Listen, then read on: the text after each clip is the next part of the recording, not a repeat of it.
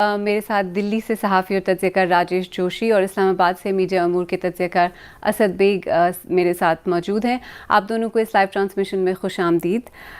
Rajesh, India में main stream media ने यानी टीवी चैनल्स, मीडिया हाउसेस ने इस सारी एस्केलेशन को क्या वैसे कवर किया जैसे करना चाहिए था?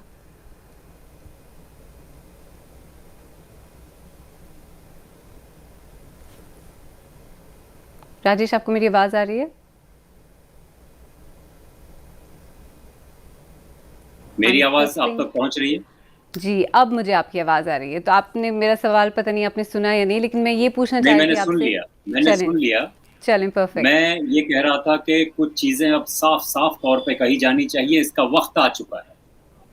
8 और 9 मई को हिंदुस्तानी टेलीविज़न मीडिया ने सहाफ़त को शर्मसार करने, सहाफ़ियों की नाक काटने की मिसाल कायम की, जिसे दुनिया भर की यूनिवर्सिटीज़ में जर्नलिज़्म के तुलबा को पढ़ाया जाएगा, पढ़ाया जाना चाहिए।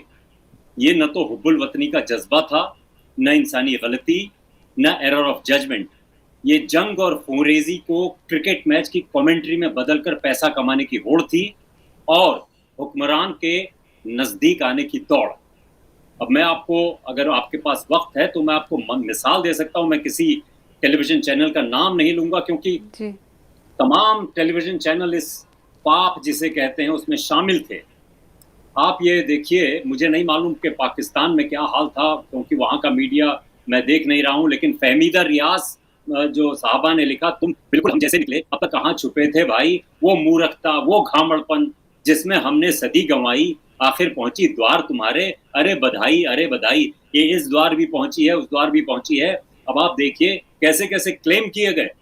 क्लेम ये किया गया, एक टेलीविज़न चैनल है, बड़ा नामचीन टेलीविज़न चैनल है, उसने कहा कि पाकिस्तान की कैपिटल इस्लामाबाद पे हिंदुस्तानी अफ़वाज का कब्ज़ा हो चुका है। और दूसरा एक टेलीविज़न चैनल है जो बहुत बड़ा टेलीविज़न चैनल है, छोटे-मोटे टीवी चैनल्स की बात नहीं कर रहा हूँ। उन्होंने कहा कि पाकिस्तान के जो फ़ौज के सदर हैं, जनरल असीम मुनीर, उनको गिरफ्तार कर दिया जा चुका है। कि कोई कह रहा है कि वो पाकिस्तान के वज़ीर-ए-आज़म अपने नीचे उसमें खंदक में जो है छुपे हुए हैं। अभी कराची पोर्ट को लेकर के एक साहब हैं, उनका नाम है मेजर गौरव भाटिया। वो तो साहब ऐसा लगता है कि मिसाइल खुद कंधे पे लेकर के जो है चढ़ दौड़ेंगे। टेलीविज़न पे राजेश, आते हैं, जैसे अपने कि आप को आपने मेजर कहा, कहते हैं। हम टीवी स्टेशंस का नाम भी नहीं लेंगे और लोगों का नाम भी नहीं लेंगे बिकॉज़ यू नो लोगों का क्यों? नाम भी नहीं लेंगे, लेकिन वो आप एनालिस्ट हैं तो नाम लेने में खैर बहरहाल, लेकिन वो सामने है, टेलीविज़न पे बोल रहे हैं, उनका नाम है, खुलेआम बोल रहे हैं। वो क्या कहते हैं, चलिए नाम उसको हटा दीजिए। वो क्या कहते हैं कि अब तो जो है मज़ा आ जाएगा, कराची पोर्ट पर आग लगनी चाहिए, ब्रह्मोस मिसाइल मारनी चाहिए, पूरे कराची शहर को आग लगा दो। ये भाई, ये आप क्या ये सहाफ़त कर रहे हैं, ये तज्ज़िया कर रहे हैं, या आप कर क्या रहे हैं? एक ज़माना था जब हमने सहाफ़त शुरू की थी और अभी हाल तक, जब रिपोर्टर से एक छोटी-सी गलती हो जाती थी, एक फैक्चुअल मिस्टेक हो जाती थी, तो मुँह छुपाने की जगह नहीं मिलती थी दूसरे दिन, अगर डेली न्यूज़पेपर में काम करता था। अपनी क्रेडिबिलिटी, अपनी साख की इतनी पत्रकारों को, जर्नलिस्ट को इतनी ज़्यादा वो होती थी कि कहीं साख ना डूब जाए, कहीं हमारी खबर झूठी ना हो जाए। अब खुलेआम पत्रकार, ये जो सहाफ़ी हैं, ये सब कर रहे हैं, एंकर्स कर रहे हैं। लेकिन मैं यहाँ पे अपनी बात थोड़ा-सा ये कह के फिर अभी और पाकिस्तान में क्या हो रहा है उसको सुनेंगे। मैं इसके लिए जो सहाफ़ी हैं, जो रिपोर्टर माइक लेकर के जगह-जगह जा रहा है, मैं उसको कतई ज़िम्मेदार नहीं ठहराता। उसकी थोड़ी बहुत ज़िम्मेदारी नौकरी बचाने के लिए है। लेकिन जो इतने बड़े-बड़े टेलीविज़न चैनल चला रहे हैं, ये बगलगीर होते हैं हुक्मरानों के साथ, ये उनसे डिक्टेशन लेते हैं और उनकी वजह से अपना बिज़नेस चलाते हैं। ये अरबों-खरबों का जो बिज़नेस है, उसको बचाने के लिए और जो हुक्मरानों के सही साइड पे रहने के लिए, फिर से नाम लेने के लिए आपने मुमानियत कर दी है, तो मैं तो नाम लेकर के बात करना चाहता हूँ। जो जो बड़े-बड़े टेलीविज़न चैनल के मालिकान हैं, जो बड़े एडिटर्स हैं, लाखों रुपए का पैकेज लेते हैं, वो अपने आने वाली पीढ़ियों के लिए ऐसी एक मिसाल छोड़ जा रहे हैं, जिस पर ज़माना सहाफ़त पर थू-थू करेगा।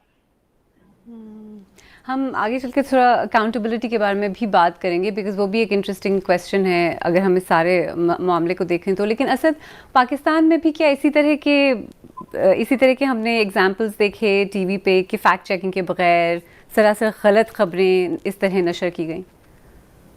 अच्छा देखिए, आई थिंक राजेश साहब ने बहुत अच्छे से इसको सम अप कर दिया है। सिर्फ एक बात मैं जो आपके लिए भी और उनके लिए भी करना चाहूंगा, आई थिंक ये एक ग्लोबल डेग्रेडेशन भी है। अभी वो बात कर रहे थे कि कुछ अरसे पहले होता है ऐसा, तो आप सोचिए कि 15 साल पहले अगर अमेरिका के प्रेसिडेंट ये कहते हैं कि कश्मीर का मसला 1000 साल पुराना है, तो उस पर कितना मजाक बनता। और अब वो एक हमने न्यू नॉर्मल अंग्रेजी में कहते हैं बना दिया है। तो ये एक तरीके से ग्लोबल डेग्रेडेशन ऑफ इंफॉर्मेशन इकोसिस्टम भी है।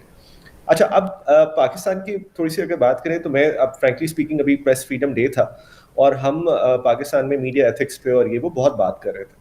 और फिर उसके बाद ये जो सारा अभी एपिसोड चली है पिछले 1-1.5 हफ्ते में, तो उसके बाद मुझे थोड़ा सा शर्मिंदगी हो रही है कि मैंने पाकिस्तानी मीडिया को क्यों क्रिटिसाइज किया इतना उस वक्त। बिकॉज इस कम से कम 1.5 हफ्ते के टाइम में मुझे लगता है कि जो अब मेन स्ट्रीम मीडिया है, देखिए जो इन्फॉर्मेशन इकोसिस्टम है उसमें मेन स्ट्रीम मीडिया का अपना एक अलग रोल होता है। जो आप सोशल मीडिया प्लेटफॉर्म्स हैं उनकी मैं अभी बात नहीं कर रहा, उस पर भी आता है। बट जो मेन स्ट्रीम मीडिया है, आई थिंक पिछले 1-1.5 हफ्ते में उन्होंने बहुत केयरफुली प्ले किया है। ना सिर्फ उन्होंने, बल्कि जो गवर्नमेंट के इदारे हैं जिसमें ISPR भी है, जिसमें इंफॉर्मेशन मिनिस्ट्री भी है, जिसमें बाकी लोग भी हैं, उन्होंने कोई कोशिश ऐसी नहीं की कि वो कैपिटलाइज करें लार्जली। और हो सकता है कहीं थोड़ी बहुत हुई भी हो, बट लार्जली जो मैंने देखा है कि कोई ऐसी कोशिश नहीं हुई जहां पे उन्होंने कैपिटलाइज करने की कोशिश की किसी किस्म की डिसइंफॉर्मेशन पे। मसलन ये बहुत अभी कुछ अरसे पहले की, मेरे ख्याल से कुछ घंटे पहले की बात है और कल की बात है, कि बहुत हमारे यहाँ चल रहा था कि एक इंडियन फाइटर जेट जो है वो गिरा है और एक खातून को अप्रहेंड कर लिया है जो पायलट थी उसमें। अब ये वो ऐसी चीज है जो कि आमतौर पे आप बहुत देखेंगे, ट्रोल्स शेयर कर रहे हैं ट्विटर पे भी, फेसबुक पे भी एंड सो। बट कोई मेन स्ट्रीम मीडिया ऐसा नहीं था जिसने उस पर कैपिटलाइज करने की कोशिश की हो। ना ही कोई इंफॉर्मेशन मिनिस्ट्री का ऑफिशियल, ना ही कोई फौज का ऑफिशियल, ISPR का ऑफिशियल कोई ऐसा था जिसने उसने हिंट भी दिया हो कि ऐसा कुछ हुआ। ये बहुत आसान ऐसी चीजें होती हैं और हमने देखा कि on across the side of the border ये हुआ है, बहुत ज्यादा हुआ है।